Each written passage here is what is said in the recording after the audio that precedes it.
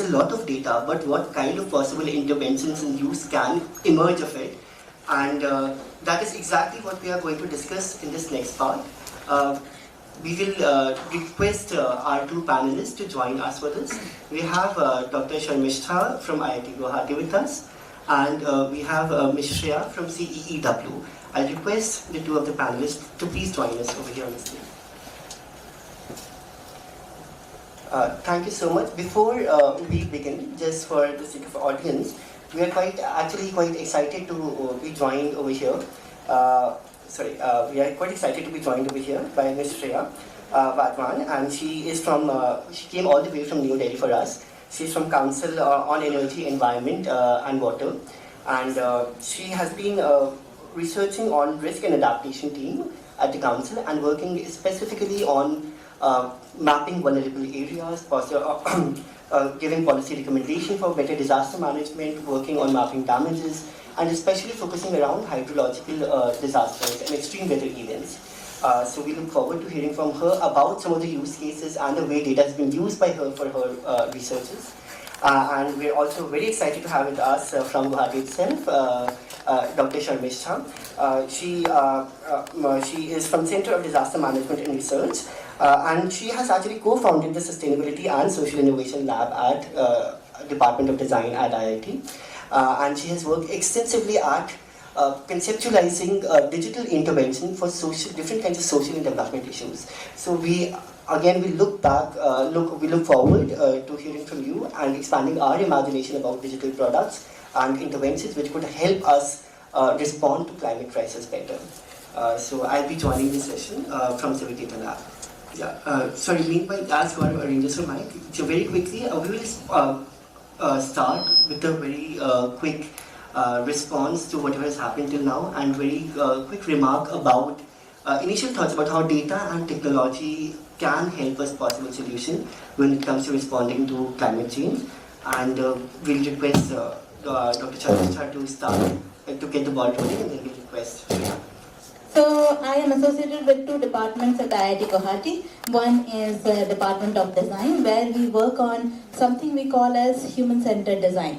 So where we are trying to see that how can we develop technologies and products which human beings find it very easy to learn, very easy to adopt, and they enjoy it and they use it. And I'm also associated with the Center for Disaster Research and Management, which, as the name suggests, works in the domain of disaster research and management. So data is very important. Recently, we have started working on a project where we are trying to see how crime against women has relationship with how our cities are planned, how the infrastructure is there, how the localities are there. Now it's a very data-driven project.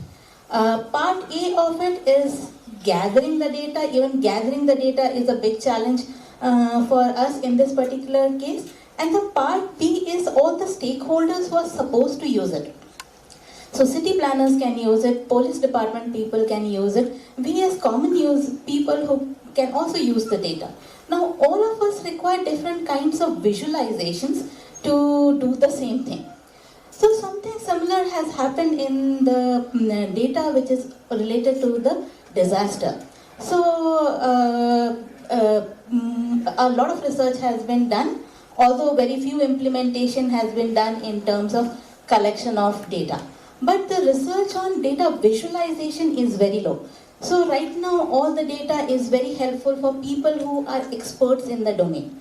But there is very few data which is helpful for people at the grassroots level who can do certain kind of action. So I know of only one intervention which is in place where people can use it. So it is from Iowa State and US, where they have created an interesting visualization. Depending on who the stakeholder is, even the community people, even if as an individual I want to build a house and I want to know that in my area, what should I do so that I can reduce the disaster related issues. So that's again a place for flood where it has been done. So this particular visualization has been created where individuals can take action at the individual level, know what they can do in their housing design and so on.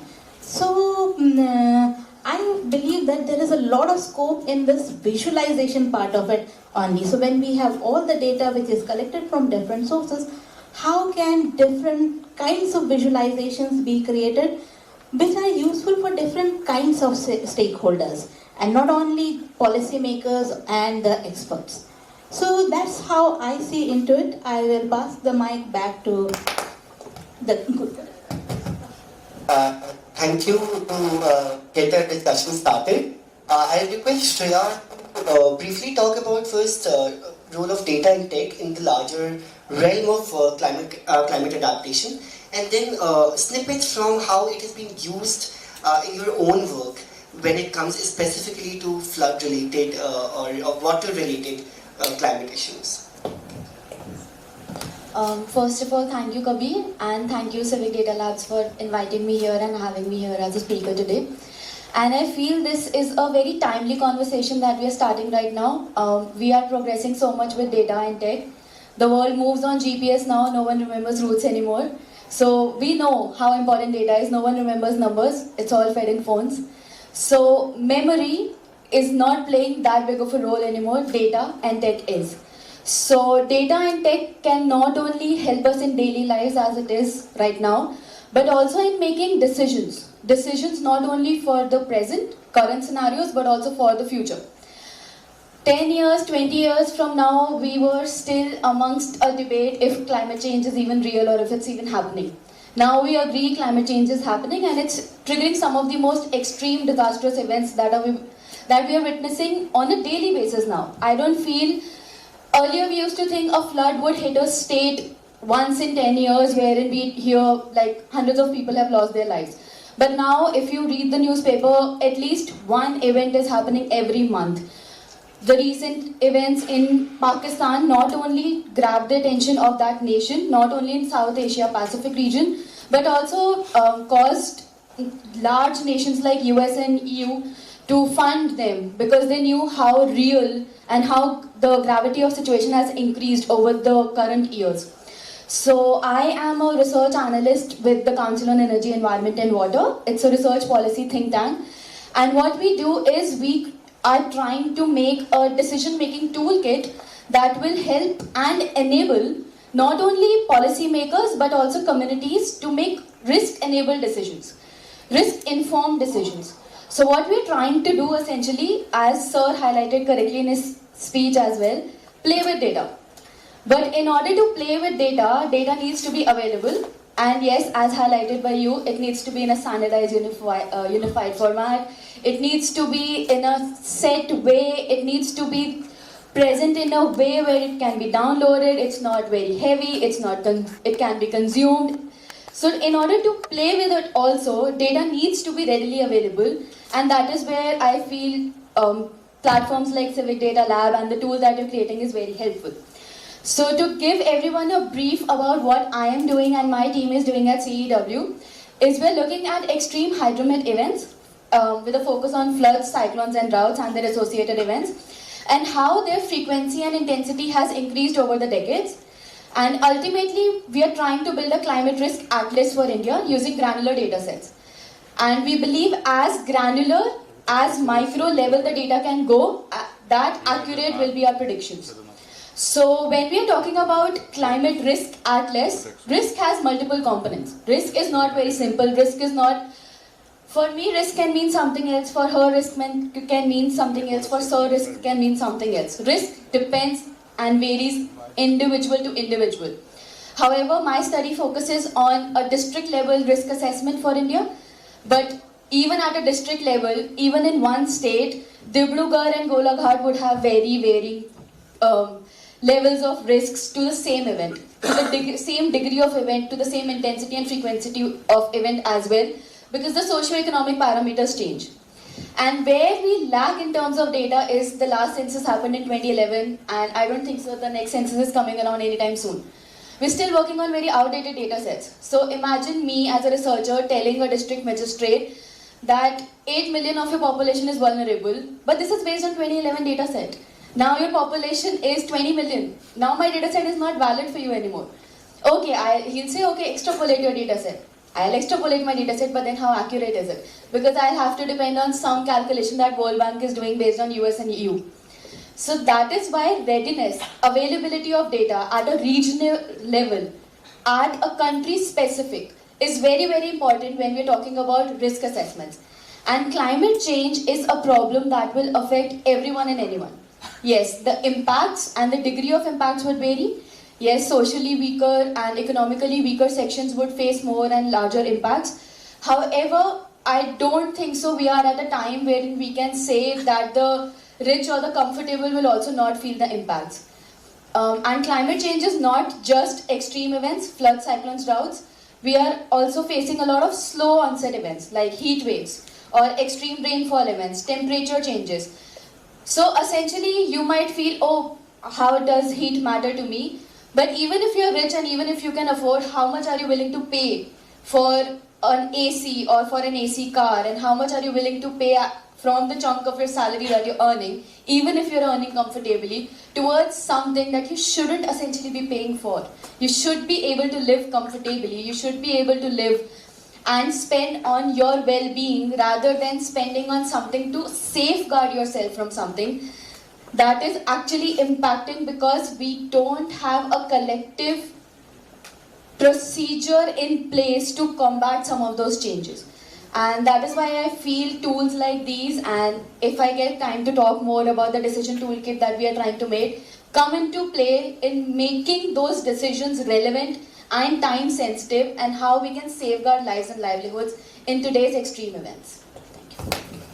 Thank you, Shreya. We would love to hear more about toolkit, but just before we come over there, actually what you were saying is quite related to what we have been experiencing. So there are certain ownership with certain kind of data, but at the same time there are independent agencies which are doing some things. And similarly, when you are talking about data and toolkit, which is working for decision making as well as community, it's a wide number of stakeholder groups. And while I was going to your work, there was a word which I keep hearing again and again, but how it actually gets operationalized, looking at the wide number of factors, is something I'm curious about. Interdisciplinary. So how does that actually get operationalized when we design any kind of digital intervention which has to cater to such large group of bodies, consume information from such varied sources? So what has been your experience like while developing or working upon such products? Especially if you can talk a bit in Indian context, some of the examples that would be great. Okay, thanks for the question. It's very interesting. Usually our approach is we bring in a lot of stakeholders from different kinds of disciplines.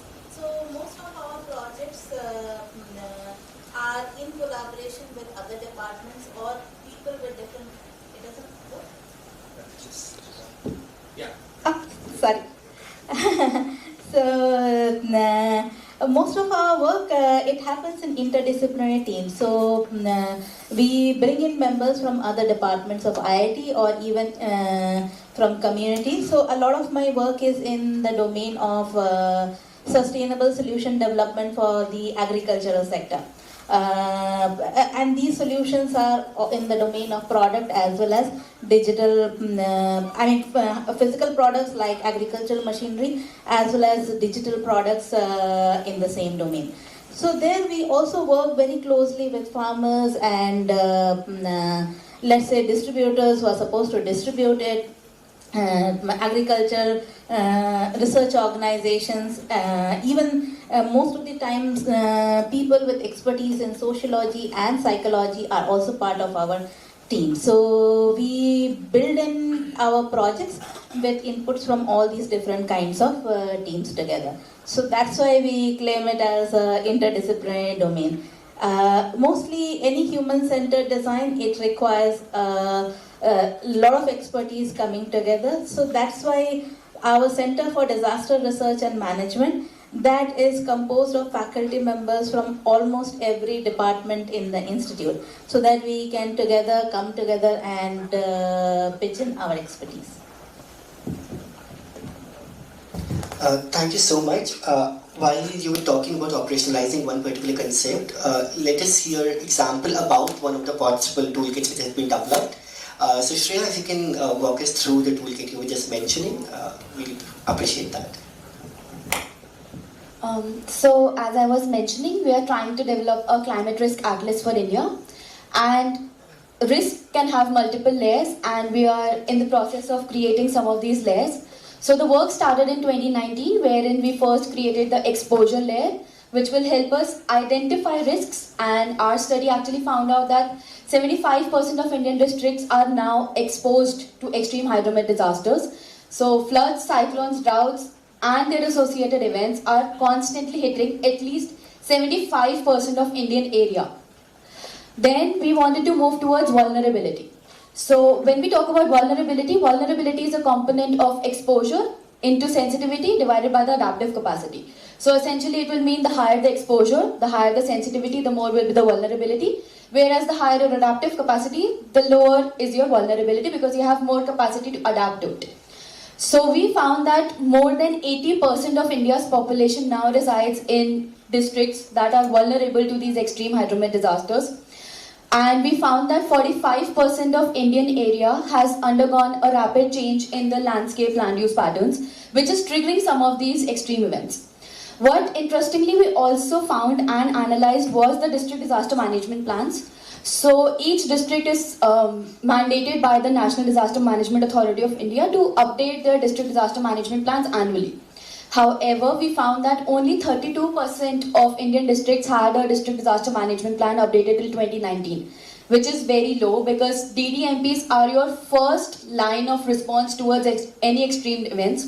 And what was even worse, that only 16% of them highlighted and identified the risks to that particular district. So only 16% of the district management plans actually mentioned what were the events that that district was exposed to. So essentially, while we were doing this, I realized that saying 80% of the population won't help a decision maker ideally prioritize. Okay, 80% of my population is vulnerable, what do I do? So we came up with an index, and that is called Climate Vulnerability Index for India, wherein we said 27 out of 35 states in India are vulnerable to these extreme events, and we ranked those states based on these normalized data sets. And unfortunately, Assam ranked number 1 because the amount of exposure, the geographical exposure that the state has is so high. The state is, even though the adaptive capacity is moderate, but the state is so highly sensitive and exposed towards flood events that the amount of flash floods and floods has increased 2 times since 1970, and flash floods have increased another 2-fold just in the last decade. So this is not just a shortcoming on the part of the capacity of the state. The state is doing its initiative, it's taking measures, but the amount of exposure that the state is facing, they'll just keep on falling short on revenues. So what we then did was highlighted in that state how you can prioritize amongst your districts, because essentially you have 28 odd districts based on 2011 census. So I say 23 out of your districts are highly vulnerable.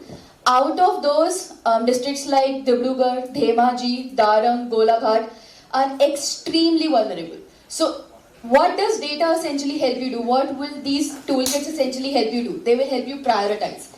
You have limited sources, you have limited manpower, but first tend to these top 5, then you can ration to these next 10, and then you can plan for these 20. So this is where a decision-making toolkit will essentially help you.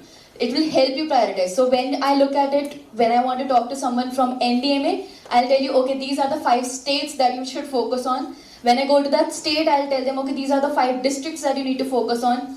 And when I go to the district magistrate, I want to be able to tell them, oh, these are the blocks you should focus on. But unfortunately, that is where the lack of data comes into play, because we don't have block level or taluka level data at a uniform level in India yet. So once we start looking at risks at commodities or particular aspects of things, so I want to talk about infrastructures, I want to talk about hospitals, I want to talk about schools, I need granular data to identify, will that school be affected by my flood, Or can I turn that school into a flood shelter, safeguard my population there, and actually climate proof some of the hospitals? They are prone or they fall into the exposed area.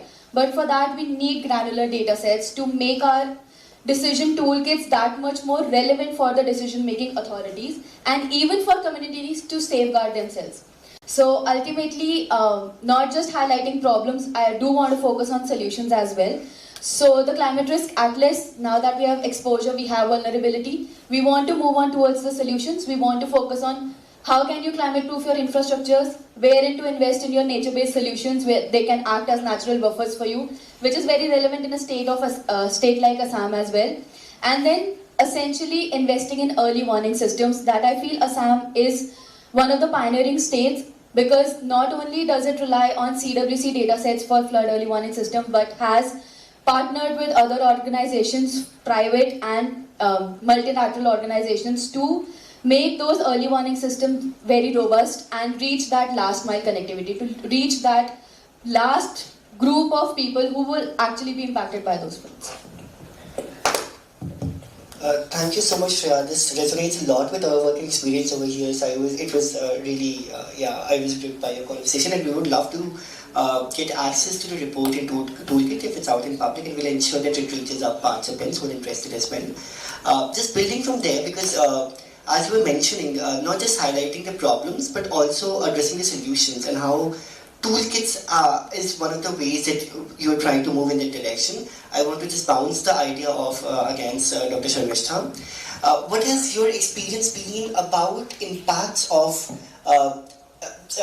digital or otherwise social interventions through design?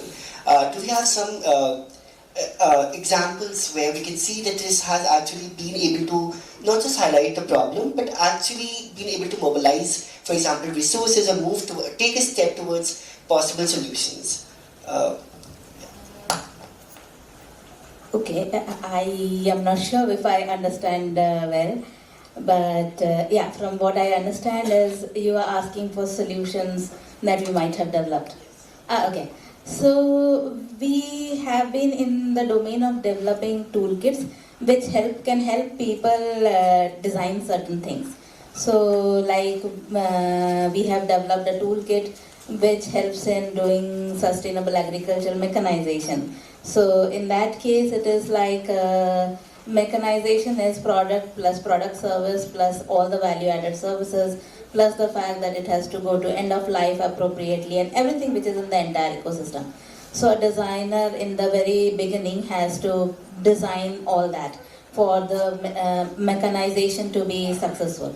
So we have designed a toolkit using which the agriculture engineer or a mechanical engineer, whoever is involved in designing mechanization solutions, can design it. We have designed another toolkit wherein when we are designing things for base of the pyramid, so what kind of design principles we need to follow so that base of the pyramid accepts the product, uses the product appropriately and is comfortable with the product. So this is yet another toolkit. So most of our interventions are very solution oriented. So we are not so much into doing a research and then leaving it at the research phase, but our work is mostly like with the research convert it into tangible solutions. Now the tangible solutions can be in terms of toolkits, it can be also in terms of APIs or apps in itself, or actual physical products and product service systems. Yes.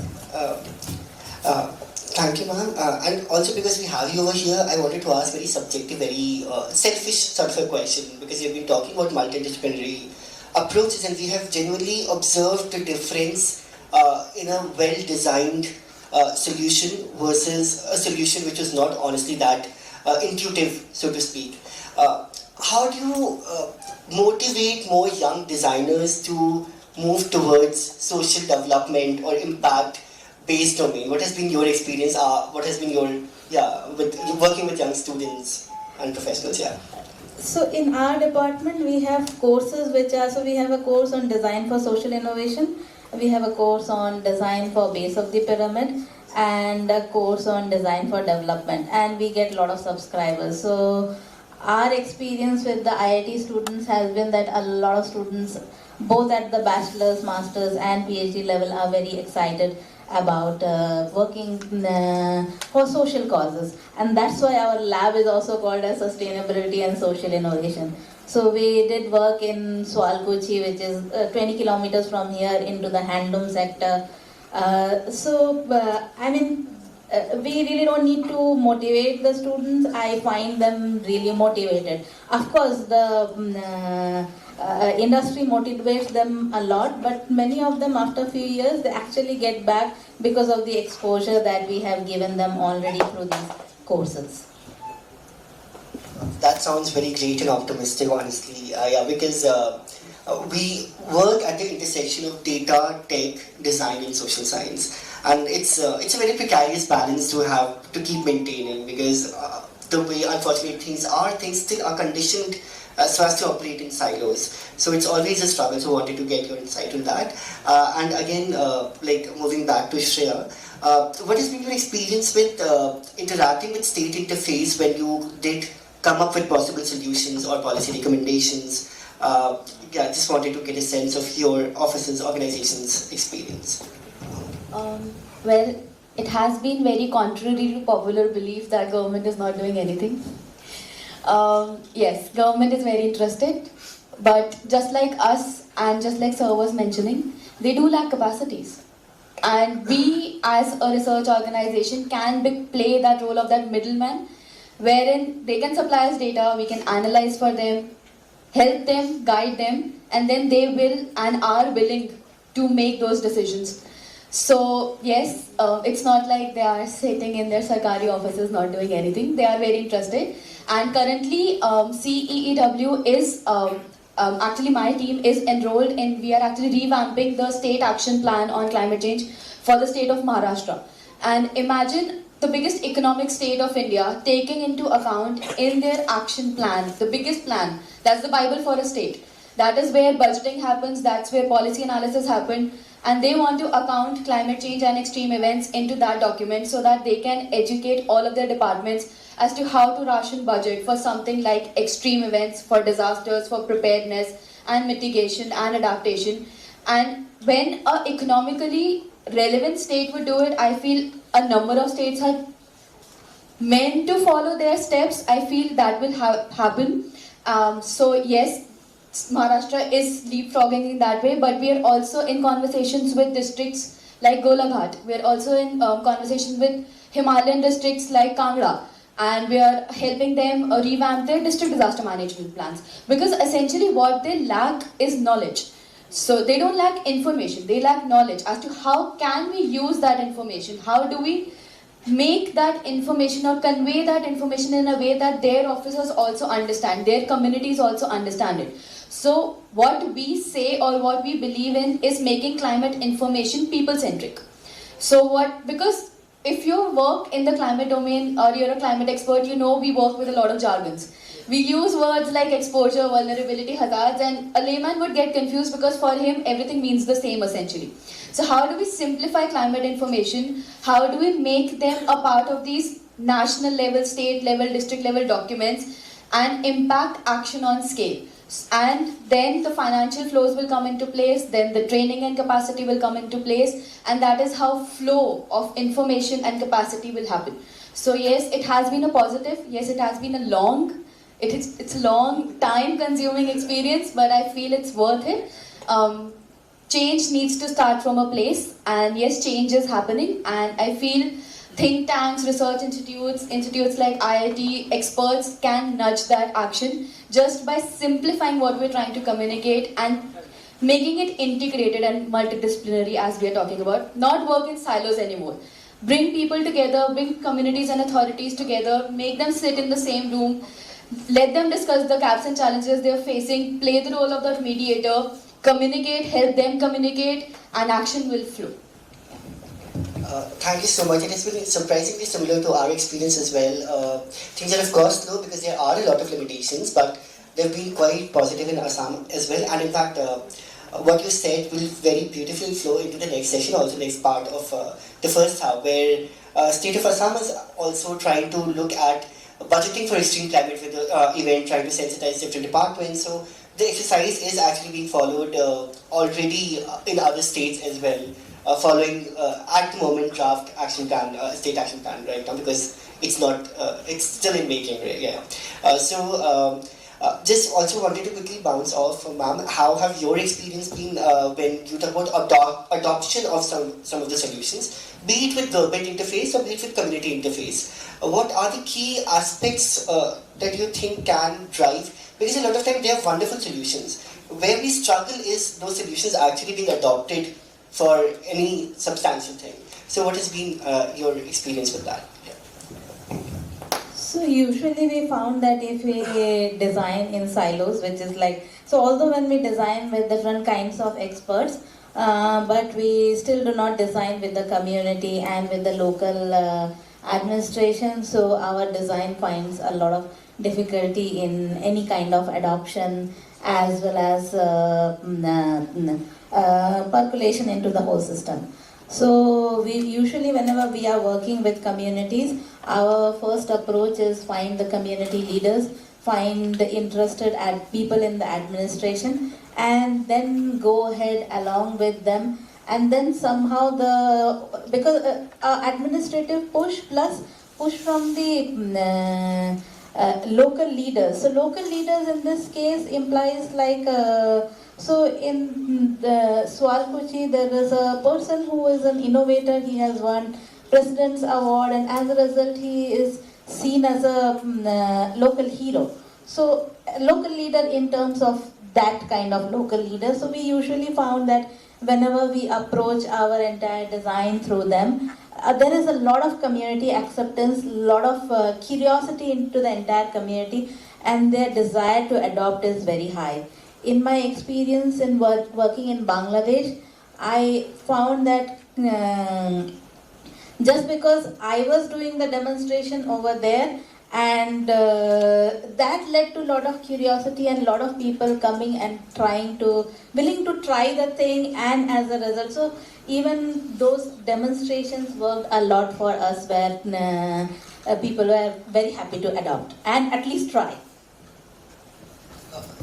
That's actually a very good tip for us also, because we often try to, when we talk about adoption, we target a particular stakeholder, a particular level of leadership. So I think we're all learning every day. With your example, having worked, like when you meet NDMA, you talk about five states and 5 districts. And similarly, we are trying to focus in Assam, a lot of data collection at revenue circle level for flood management. So that is a scale we would ultimately like to, and ultimately actually we would ideally like to go to village level, but at least for now revenue circle to make it work. And adoption will be our next step. And I think it has been great actually conversation, and I have so many more questions from you, but I don't want to hog complete time. So I would just request to open questions to any possible, like if any participant or has any kind of question to the panel. And also just for the information, the data sets that we mentioned have been shared by us as a public repository on GitHub currently. And we'll soon be publishing as well a series of use cases that we did walk through over here, which will be available soon. In June this year, I came across a paper that said that around only 0.3% of all parliamentary questions raised in the past 20 years relate to climate change and anything regarding climate change. And most of them were like mitigation, but not about long-term planning also. So what is being done to change that, and are even the parliamentarians interested in changing this? As you were mentioning in the first half, that the conversations are not concentrated into any one tier. And India being a federal system at a lot of other different scales, a lot of conversations are actually happening, if not central at state, if not state at district, if not district at village level. For example, when we speak about Assam, there's a very literal translation of village elder. There's a particular position called Gram Budha. So there are meetings at revenue circles level where all these representatives of village come together, and it's almost like a weekly meeting during flood season.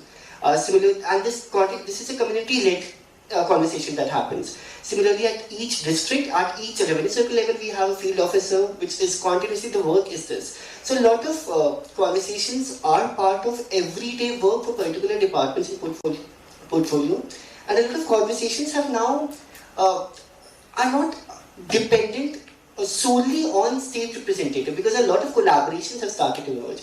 As Shreya was speaking over here as well, so CEEW is working with states, so it might not come across as electoral dialogue, but it is some very clear actionable which is happening. And also, by the way, the latest Finance Commission does make a push for preventive measure spending as well. So that is also a dialogue at policy level which has started to happen. Of course, it can go a long way, and we hope we are all looking forward to you also to amplify these voices and make more conversations started about it. I would also like to add this. So, even institutes like IITs, now our mandate is everything that we are doing needs to take into consideration the Sustainability Development Goals of United Nations. So, I mean, it's a mandate from the government as well as from the institute. So yes, a lot of dialogue is definitely happening. Specifically to parliamentary questions. So parliamentary questions are tabled questions as well. So that might not be reflected in your data. Because parliamentary, so there was a question in Lok Sabha session on our research as well. And it wasn't a one-party question, it was a multi-party question. So it was all the political parties taking interest in the research. So dialogue is happening even at the parliamentary session, but when you look at these data sets, please take into consideration what is that data set is also talking about. Because the data set can be refined in many ways.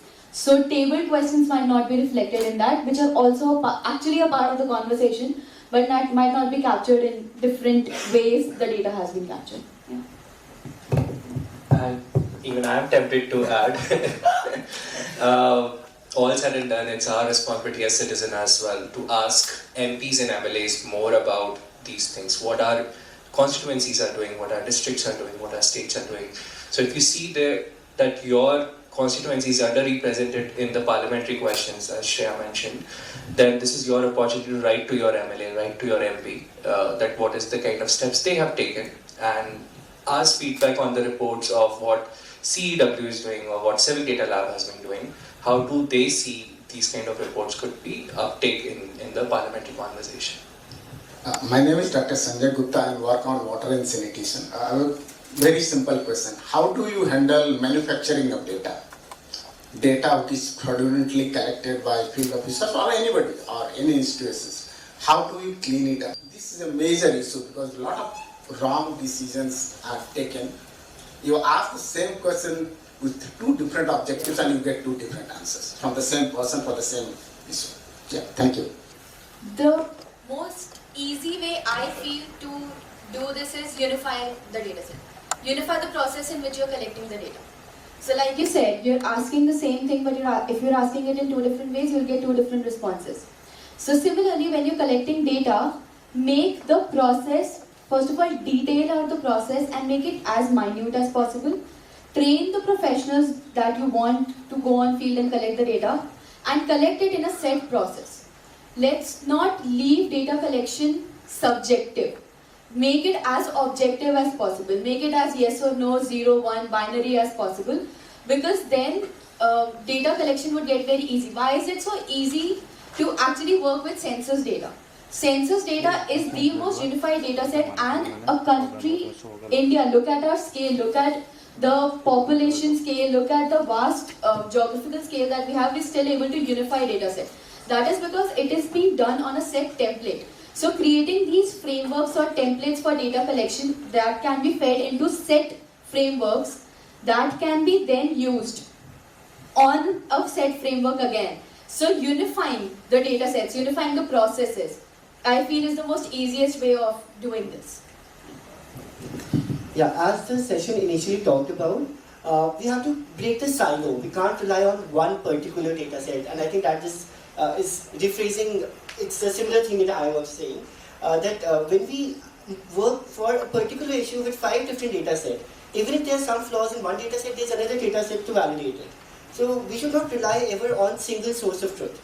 We have to open up different data sets, work with an ecosystem, and that is, I think, the only way we can go about it. And of course, there are processes of validation as well. So we don't ever rely on just secondary studies or just primary conversation. It has to be a combination of those exercises which have been validated at different scales. Whatever, at least what we can do in our capacities. There's not all data that can be validated, of course, but yeah. I hope that responds to certainly. My question to Shreya, please. For the climate risk atlas tool, will it be translated to other vernacular languages like Assamese so that more people will be able to use the data easily? Are any plans? So yes, the climate risk atlas tool will be actually a user-friendly interactive toolkit that will be launching probably late next year. But currently, as and when we are creating the different layers, they are launched in the form of reports, readable reports, as draft documents, and even as maps, that interactive maps on our website. So for more, currently they're only in English, but yes, they can be translated as and when our toolkit also develops. But in order to communicate to or reach out to communities, what we have done as an initiative at CEEW is we have come up with a series of short films called Faces of Climate Resilience. So Faces of Climate Resilience is actually, we have captured 16 short films, documentary style, from across geographies of India. And we are actually capturing in it what the community is doing on ground and taking an initiative to combat or build their capacities to their climate change. And they have been captured in the language they are comfortable in speaking. So if we are going to Maharashtra, it is in Marathi. If we are going to Kerala, it is in Malayalam. If you are going to Odisha, it is in Odia. So to get a better sense of what we are doing and how we can build resilience actually on ground and how we can mobilize community action, I would actually nudge everyone in this room to go to our page, click on Faces of Climate Resilience and just watch those 3-minute, 5-minute short stories whenever you have free time. And they are on YouTube actually. So, and that will help you familiarize yourself with how data is different. Data is relevant for people who want to play with data, but action is relevant to everyone. So the translation of that data into these films comes out beautifully, and I feel people can get that message very easily through these films as well. We need to start again communicating not in silos, but through different mediums and means so that more people can get that message. When we are looking for modeling different like variables, like when we are going for flood modeling or different environmental kind of modelings, so we'll need different kinds of data. But the thing is, for data repositories, we need data, and the problem is there are not enough monitoring devices installed. So when we are looking for like modeling of flood-prone areas near Kaziranga, since that area is very flood-prone, so there are not enough CWC water level monitors there. So are you guys looking forward to installing such kind of monitors to improve the data repositories? Because otherwise, even if we have data that are available from long distances, it won't matter, because there will be a lot of inadequacies in our models. So is there any way? Yes, I'll just start the question, but I'll request Gaurav to add to my answer. But so I think we have to start making some headway about showing the utility and at the same time advocate for some of the institutional mechanisms, because not everything could be done at private level. As you were saying, for example, just recording the data, if it is not as granular, it's not something that can be done right away by us. So while we are presenting use case, we acknowledge limitations and we make a strong argument about why it is necessary to catch this data, and then we advocate and we hope, and most of the time government does also try to work with it if they see the utility of the data and action. But if you would like to add something. Hey. So thanks, Kabir. So I would give two scenarios where we are trying to work this out. One is the FRIMS data of Assam. This is the damage data collected on a daily basis. It's a very detailed report, something you would find really useful, but problem is it comes in a PDF mostly. And imagine you sitting analyzing hundreds and hundreds of PDFs to see what does the kind of damage happen in which district, which revenue circle, which village. It's cumbersome task. So what we are working now with Assam State Disaster Management Authority is to make sure that data is coming in form of a data API, something which is available for people to consume in form of a URL, which they can just download data from. And also same data set as a summary should come on a monthly level or a fortnightly level in form of CSV, something which you can open in a spreadsheet. You can see data on your own mobile phone, compute some calculations and see what is happening for your own district. So enabling that kind of calculations and computations with already publicly available data is something which we are pushing for. Second one is public procurement data. When we were working on this study, we didn't find a single paper across, a single research paper or use case across globe which was using public procurement data for understanding flood response. The closest we found was the study done in Taiwan, where they checked the public procurement data of their country to see how much the response is in terms of money and how much was the damage done by floods in that geography. So we thought it's a very interesting use case. If we were to replicate similar use case in India and go deeper with it, go it from district to revenue and revenue to village level, what it would take. So when we were started to look into the public procurement data, we worked with the finance department, created a dashboard which Kabir is presenting. It's in public domain, anyone can access it.